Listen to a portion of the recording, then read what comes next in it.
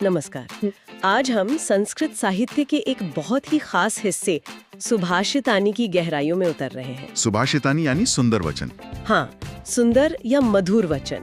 हमारे पास कुछ श्लोक हैं और हम कोशिश करेंगे कि इन सदियों पुरानी बातों में छिपी बुद्धिमानी को समझें और ये भी देखें कि आज की जिंदगी में ये कितने काम के हैं। बिल्कुल, तो चलिए शुरू करते हैं।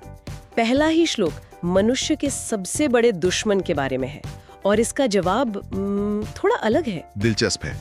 श्लोक है, आलस्यम ही मनुष्याणाम शरीरस्थो महान रिपुः नास्ति उद्यम समो बंधु कृत्वा यम न अवसीदति। हाँ। इसका मोटा मोटा अर्थ है कि आलस्य ही इंसान का सबसे बड़ा दुश्मन है, और वो भी कहाँ?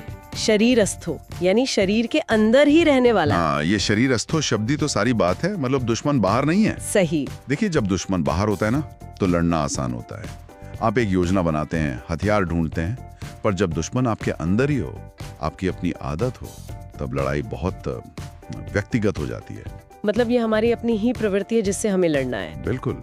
आलस्य कोई बाहर से आने वाला हमला नहीं है, वो हमारी अपनी टाल मटोल की आदत है। तो फिर इसे हराने के लिए कोई बाहरी हथियार काम नहीं आएगा। बिल्कुल नहीं। इसके लिए तो आत्म अनुशासन चाहिए, और इसीलिए दूसरी लाइन इतनी खूबसूरत है, नास्तुद्यमसुमो बंधु। हाँ, कि परिश्रम जैसा कोई दोस्त, कोई बंधु नहीं है। मेहनत को बोझ नहीं, एक दोस्त बताया गया है। एक ऐसा दोस्त जिसे अपनाकर इंसान कभी दुखी नहीं होता। वाह, तो एक दुश्मन अंदर है और एक दोस्त भी अंदर ही है। चुनाव हमारा है।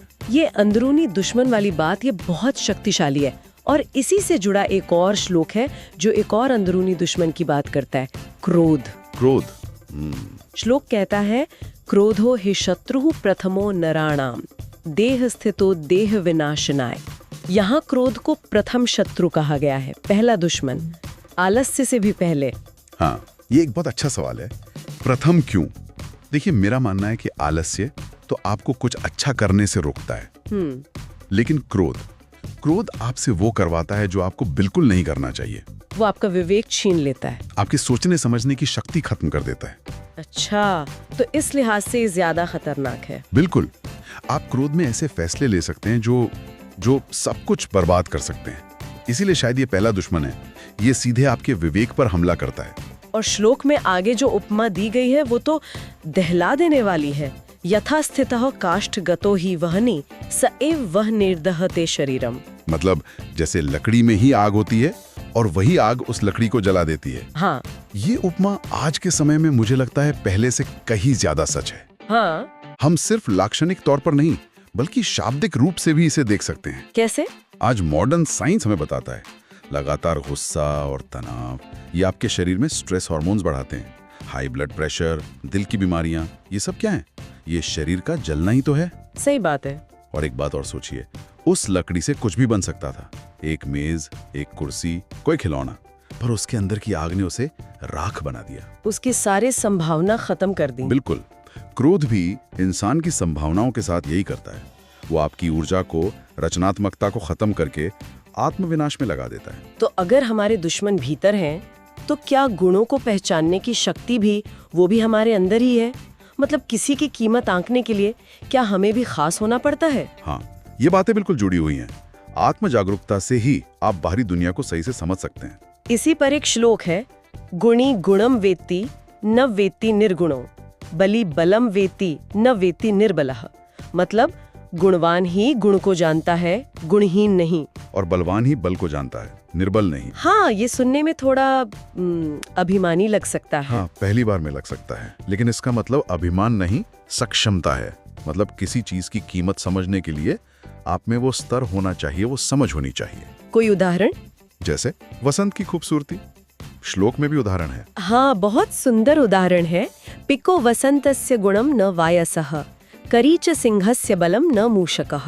कि वसंत का असली गुण तो कोयल पहचानती है, कौवा नहीं। कौवे के लिए तो वो बस एक और मौसम है। बिल्कुल।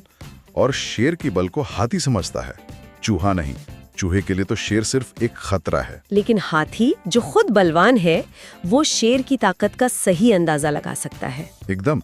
तो ये श्लोक हमें सिखाता है कि जब हम किसी चीज की आलोचना करते हैं तो शायद कमी उस चीज में नहीं, हमारी अपनी समझ में हो। ये तो बहुत बड़ी बात है। ये हमें विनम्र बनाता है। आज हम कितनी जल्दी कह देते हैं ये बकवास है या ये ओवररेटेड है। ये श्लोक कहता है रुको, सोचो, क्या तुम इसे समझने के काबिल भी हो। ये नजरिए में एक बहुत बड़ा बदलाव है।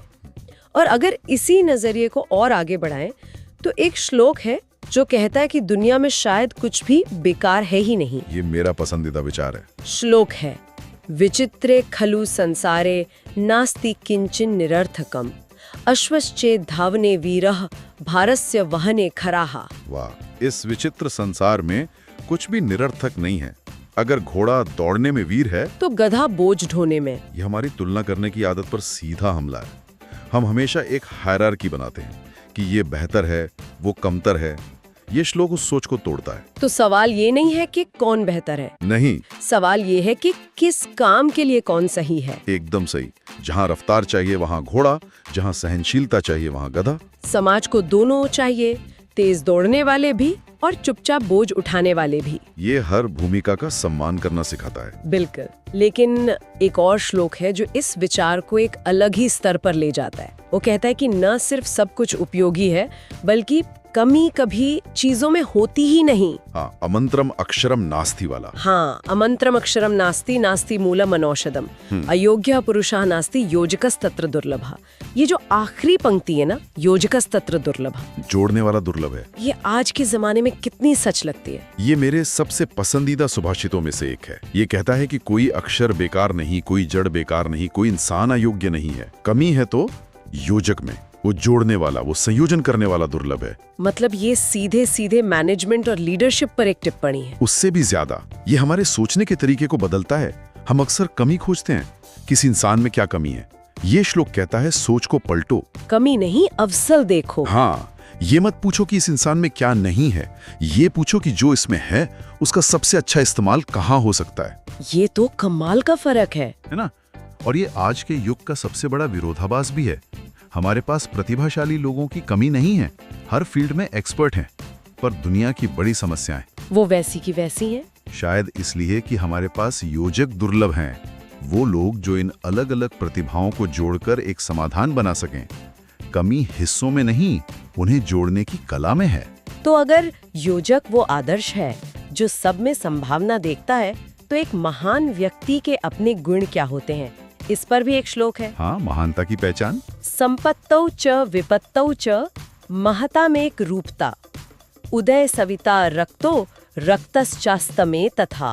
एक रूपता यानी सुख और दुख दोनों में एक समान रहना, ये बहुत ऊंचा आदर्श है। हम तो जरा सी सफलता में अहंकारी हो जाते हैं और जरा सी विफलता में टूट जाते हैं। और इसे समझाने के लिए जो सूर्य की उपमा दी है वो तो कमाल है। जैसे सूर्य उगते समय भी लाल होता है और डूबते समय भी। बिल्कुल, मतलब दिन के दो सबसे बड़े बदलाव के पल, लेकिन सूर्य का मूल स्वरूप नहीं बदलता। वाह। ये उपमा बताती है कि महान व्यक्ति का जो आत्ममूल्य है, उनका जो चरित्र है, वो बाहरी परिस्थितियों से तय नहीं होता। उनका केंद्र उनके अंदर होता है। तो वो अपनी पहचान अपनी नौकरी या बैंक बैलेंस से नहीं लेते। एग्जैक्टली, एकदम सही पकड़ा आपने। अगर आपकी पहचान इन बाहरी चीजों पर टिकी है तो इनके बदलते ही आप भी बदल जाएंगे। लेकिन अगर आपकी पहचान आपके अपने मूल्यों पर, आपके चरित्र पर टिकी है, तो फिर बाहर कोई भी तूफान आए, आप अंदर से स्थिर रहेंगे, उस सूर्य की तरह। तो आज इन सुभाषितों की इस यात्रा में हमने काफी कुछ समझा। ये कि असली लड़ाई बाहर नहीं, हमारे अंदर है, आलस्य और क्रोध जैसे शत्रुओं से। और ये भी कि दुनिया में किसी का मूल्य पहचानने के लिए पहले खुद के अंदर वो समझ होनी जरूरी है। बिल्कुल। फिर हमने देखा कि इस दुनिया में कुछ भी बेकार नहीं है। हर चीज, हर इंसान की अपनी एक जगह है। कमी है तो बस उस योजक की, सही टुकड़ों को सही जगह पर रखने वाले की। और आखिर में महानता का असली पैमाना बाहरी सफलता नहीं, बल्कि हर हाल में अपने मूल स्वभाव में टिके रहना है, बिल्कुल सूरज की तरह। आज की इस चर्चा को खत्म करते हुए एक विचार मेरे मन में रह गया है, वही योजकस्तत्र दुर्लभा वाली बात। जोड़ने वाला दुर्लभ है। आज हम सूचना के एक महासागर में जी रहे हैं। ज्ञान है, संसाधन है, प्रतिभा है, पर सब कुछ बिखरा हुआ है। हाँ, टुकड़ों टुकड़ों में। हमारे फोन में दुनिया भर की जानकारी है, आसपास हुनर वाले लोग हैं। तो जाते जाते ये सवाल सोचने के लिए छोड़ जाते हैं, इस बिखराव के दौर में हम खुद एक बेहतर योजक कैसे बन सकते हैं। अपने जीवन में, अपने काम में, अपने समाज में हम इन बिखरे हुए टुकड़ों को जोड़कर कुछ सार्थक कैसे बना सकते हैं।